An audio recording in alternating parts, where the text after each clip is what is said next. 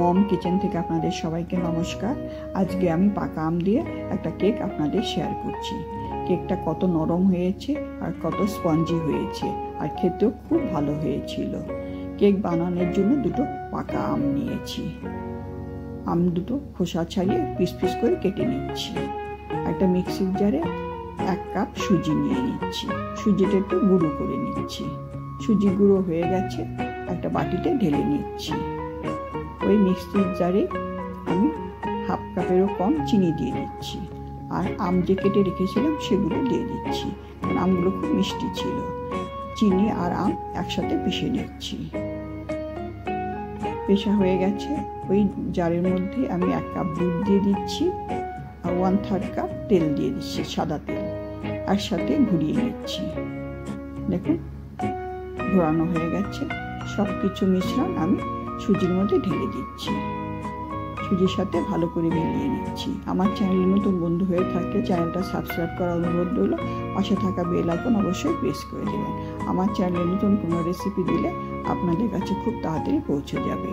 একটু নুন দিয়ে দিচ্ছি, তাহলে কেকটা খেতে বেশি টেস্ট হয়। নুনটা ভালো করে মিলিয়ে দিচ্ছি। 10 মিনিটের জন্য ঢাকা দিয়ে রেখে দিচ্ছি।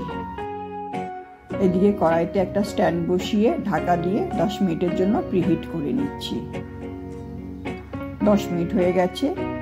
সুজির ঢাকা উঠিয়ে নিচ্ছি। সুজিটা একদম সেট হয়ে গেছে আর ফুলে উঠেছে। এখানে 2 চামচ বেকিং পাউডার দিয়ে দিচ্ছি, দিয়ে ভালো করে মিলিয়ে নিচ্ছি। আপনারা এইভাবে কেক বানিয়ে দেখবেন, আম দিয়ে খেতে খুবই ভালো হয়। একটু অ্যালমন্ড, কাজু আর পিস্তা কুচিয়ে রেখেছিলাম, একটু উপর দিয়ে দিচ্ছি, দিয়ে ভালো করে মিলিয়ে দিচ্ছি। এদিকে কেক টিনে বাটার পেপার আর তেল লাগিয়ে রেখেছিলাম। মিশ্রণটা কেক টিনের মধ্যে ঢেলে দিচ্ছি।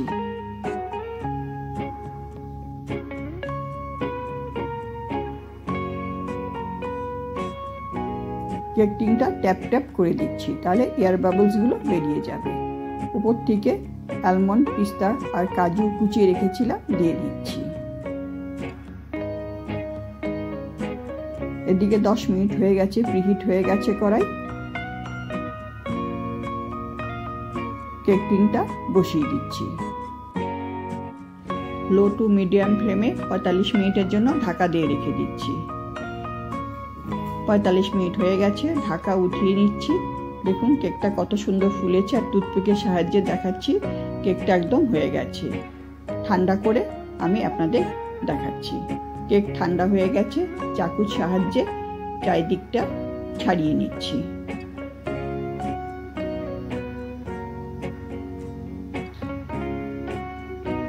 একটা উপরে প্লেট বসিয়ে উল্টিয়ে দিচ্ছি।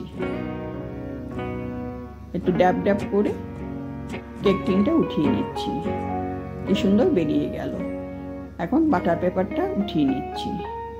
কেকটা কত সুন্দর হয়েছে, একদম জালিদার আর কত নরম। কেটে দেখাচ্ছি আপনাদের কেকটা কত সুন্দর হয়েছে। আপনারা এইভাবে কেক বানিয়ে দেখবেন, খেতে খুবই ভালো হয়। আপনাদের ভালো লাগলে লাইক করবেন, কমেন্ট করবেন, শেয়ার করবেন। আর কেকটা কত নরম হয়েছে।